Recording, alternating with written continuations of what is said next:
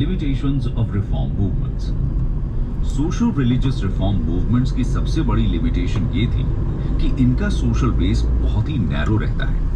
Mainly ये educated और urban middle classes को ही अपने साथ जोड़ पाते हैं, जबकि रूरल मासेस और अर्बन पुअर इनके प्रभाव से ज्यादातर बाहर ही रह जाते हैं। इसके अलावा रिफॉर्मर्स की पास्ट की ग्रेटनेस को अपील करने की टेंडेंसी और स्क्रिप्चरल अथॉरिटी पर रिलाय करना स्यूडो साइंटिफिक थिंकिंग को भी जन्म देता है। साथ ही हिंदूज, मुस्लिम्स, सिख्स और पारसीज को भी अलग अलग सेक्शंस में डिवाइड करने का काम करता है। बहुत से हिंदू रिफॉर्मर्स एंशिएंट पीरियड को प्रेज करते हैं और मिडीवल पीरियड को पूरी तरह डेकेडेंस का युग बता देते हैं। इससे इनडायरेक्टली मुस्लिम्स एलियनेट महसूस करते हैं और कम्युनल टेंडेंसीज को भी बढ़ावा मिलता है। कंक्लूजन दोस्तों, हम कह सकते हैं कि सोशल रिलीजियस रिफॉर्म मूवमेंट्स पूरी तरह समाज को मॉडर्न या रैशनल तो नहीं बना पाते, लेकिन फिर भी ये एक करेजियस कोशिश जरूर थी उस समय के लीडर्स की,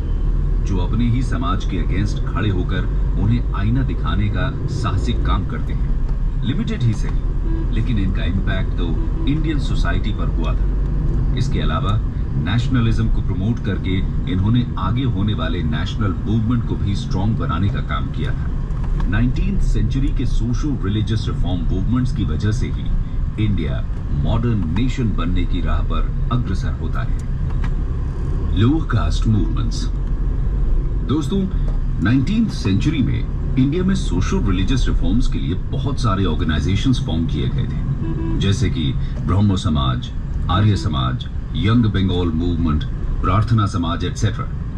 लेकिन इनके ज्यादातर leaders upper caste Hindu community को बिलोंग करते थे। इन लोगों ने कास्ट डिस्क्रिमिनेशन के अगेंस्ट आवाज जरूर उठाई थी और अनटचेबिलिटी को भी काफी कंडेम किया था।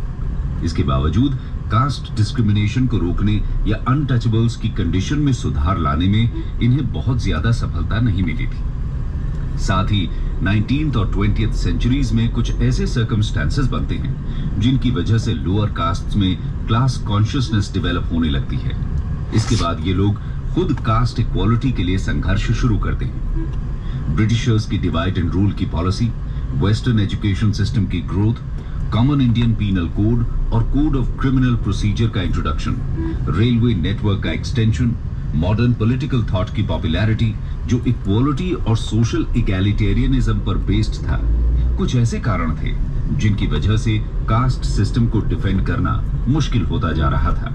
ऐसी सिचुएशन में लोअर कास्ट के कुछ लीडर्स सामने आते हैं और खुद ही मूवमेंट की शुरुआत करते हैं। इनके बारे में बात करने से पहले ये समझना जरूरी है कि आखिर लोअर कास्ट पीपल को आंदोलन करने की जरूरत भी क्यों पड़ती है।